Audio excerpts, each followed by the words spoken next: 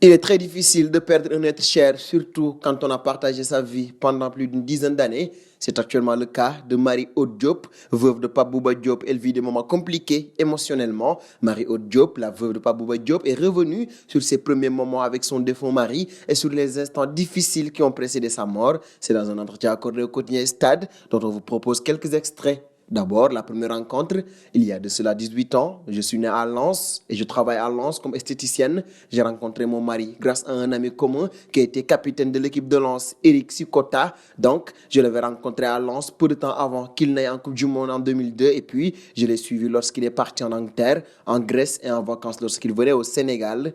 La conversion à l'islam, je me suis converti à l'islam. C'est son oncle papa As Diop, un frère de son papa décédé, qui m'a demandé si je voulais me convertir. J'ai dit oui. Et mon mari m'a ensuite appris les principes de base de la religion. D'ailleurs, mon nom musulman, c'est Fatou Bintou Diop. Je profite de cette tribune que Stade m'offre pour dire que mon nom, c'est Marie-Aude Diop.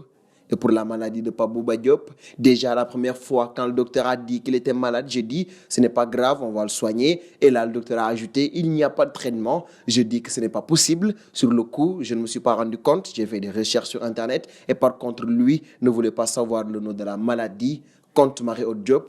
Et pour la réaction de Bouba Diop, quand on lui a annoncé la maladie, il était bien et ne voulait rien savoir. J'ai regardé sur le net, j'ai pleuré en disant mais c'est horrible. Et il m'a dit mais Marie, arrête de pleurer, dans la vie, il y a le bon et le mauvais côté. Je me suis dit comment est-ce possible qu'il parle comme ça? Visiblement, Pabouba Diop l'a préparé déjà à ce qui devait arriver. Le dimanche 29 novembre 2020, Pabouba Diop s'en est allé à l'âge de 42 ans des suites de cette longue maladie. Le Sénégal lui a rendu hommage, un hommage mérité pour un lion qui a marqué à jamais l'histoire du football sénégalais.